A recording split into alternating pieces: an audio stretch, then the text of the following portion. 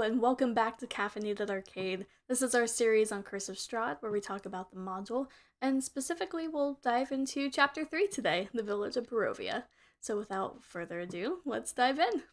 So your party begins to approach the village of Barovia, and it's important to convey here how badly this village sucks.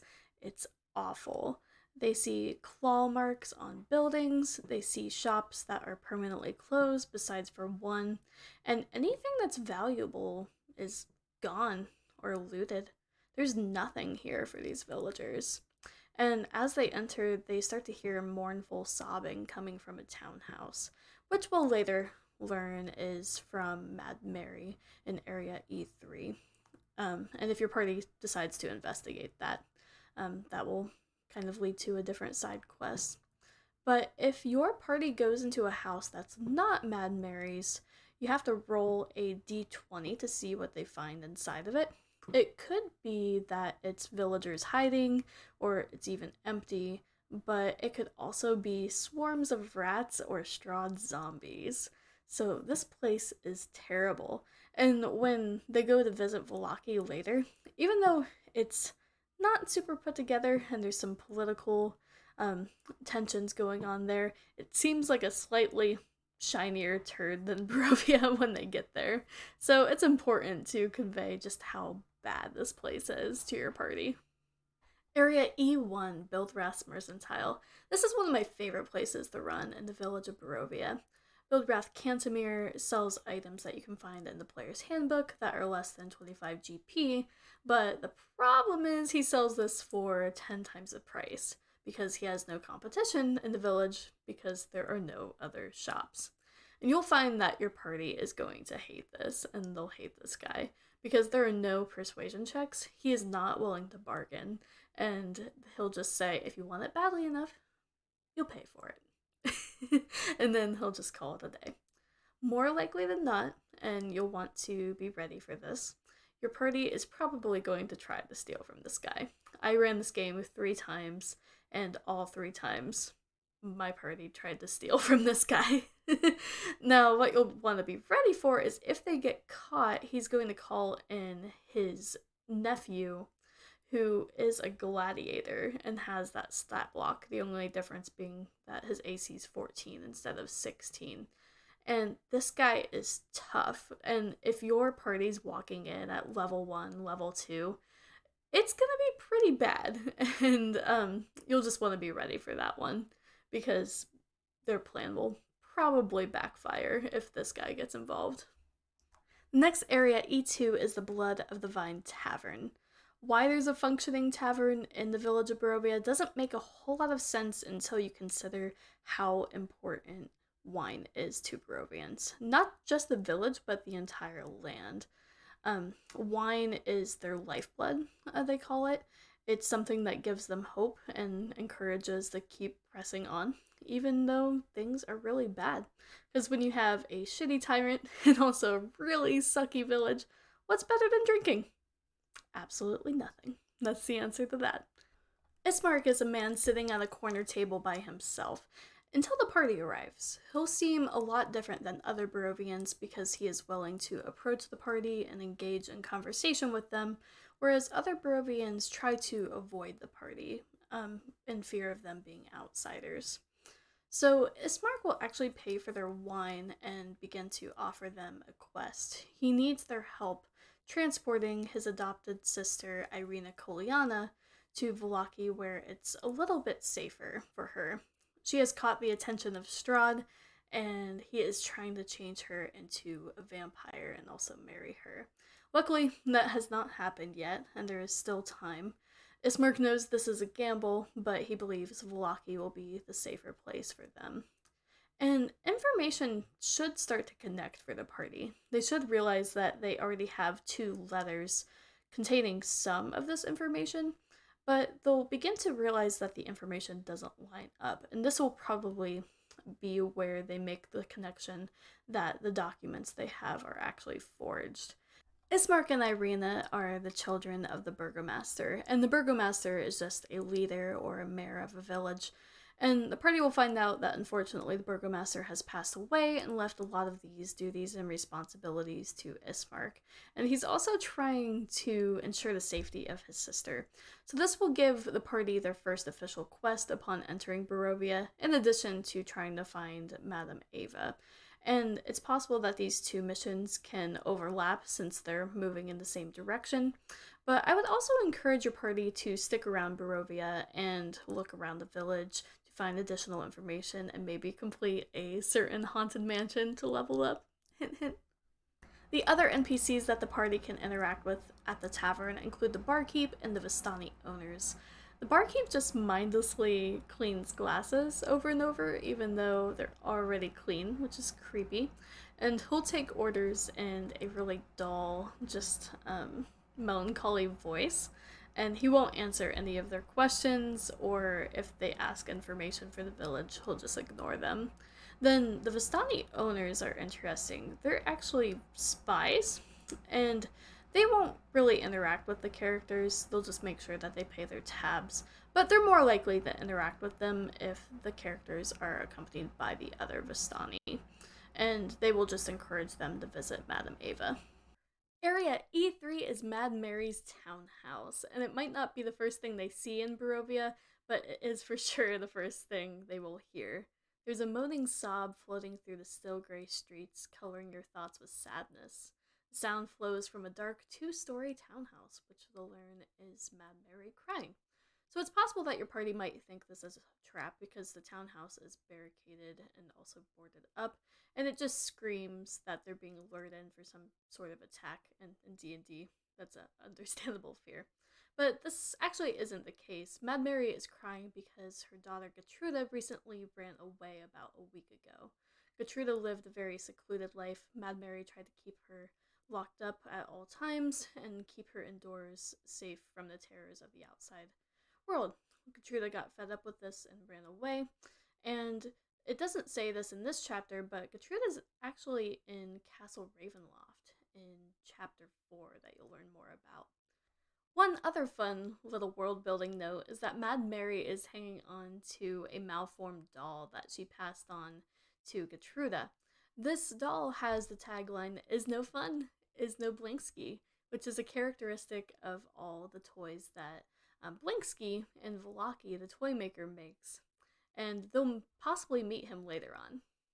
When the party arrives at Area E4, the Burgomaster's mansion, they'll notice that it's been completely trashed. There's no glass in the windows, they're barred with planks, there are wolf prints and markings, and it screams that there's been many attacks here recently. The door is currently barred, and Irina Koliana, the adopted daughter of the Burgomaster and the brother of Ismark, refuses to let anyone in unless they swear that they have no allegiance to Strahd.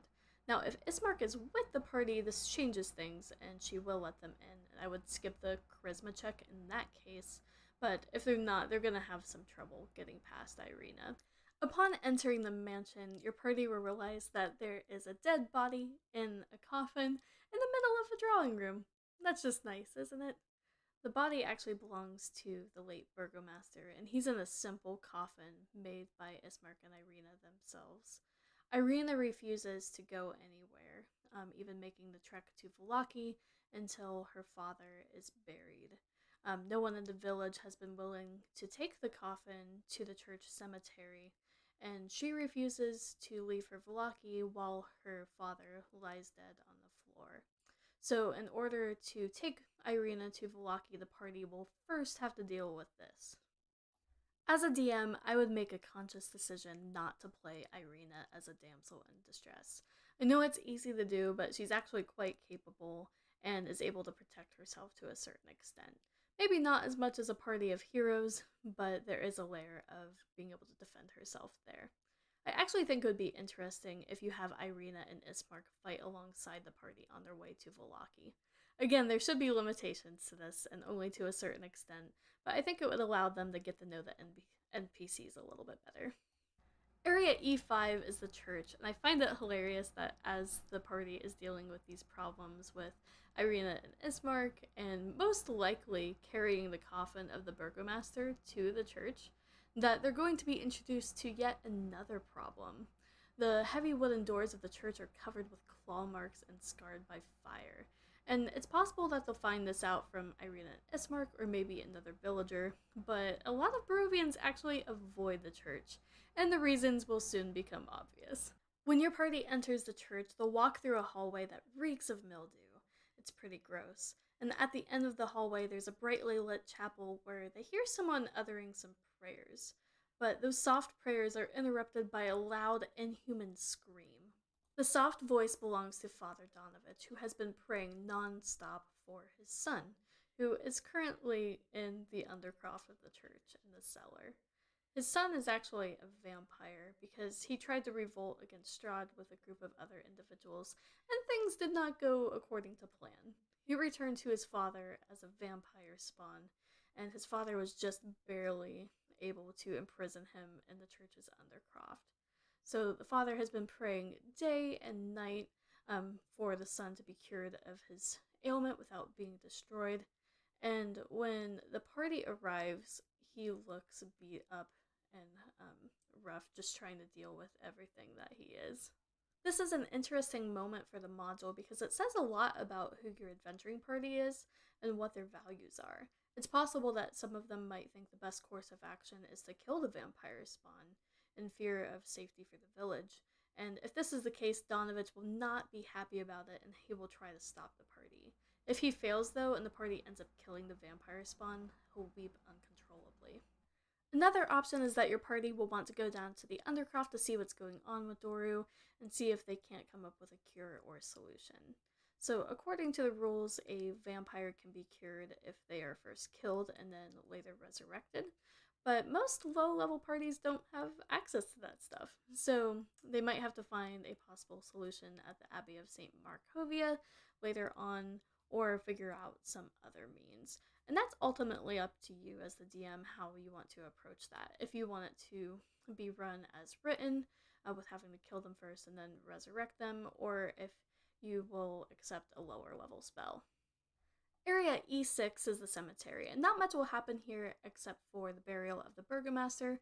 Also, there's a March of the Dead, where every night at midnight, previous adventurers who tried to fight Strahd and fail will have a ghostly procession from the cemetery up to Castle Ravenloft.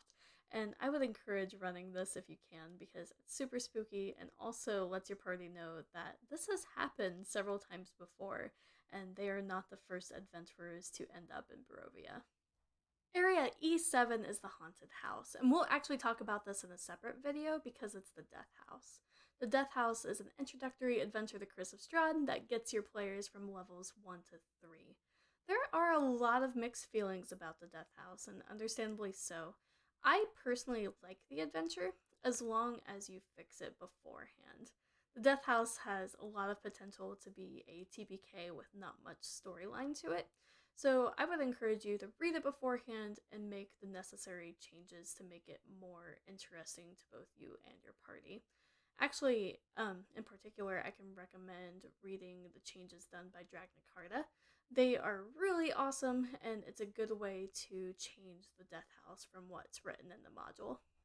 Underneath the special events section, we've already talked about the March of the Dead and the ghostly procession, so let's talk about some dream pastries, because they are creepy AF. Anyway, Morgantha is a sweet old lady peddling her wares in the village of Barovia. Oh, by the way, she's a night hag. Forgot to mention that. And she's going from door to door selling her meat pies. Not creepy at all, right?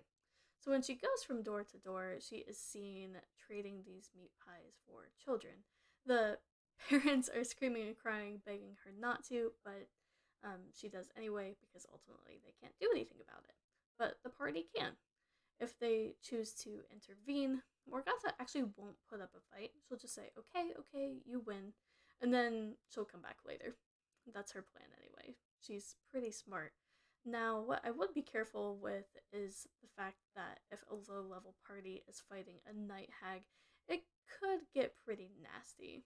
But if for some reason they're more than a challenge for her, she can also plane shift and disappear and get away from them that way.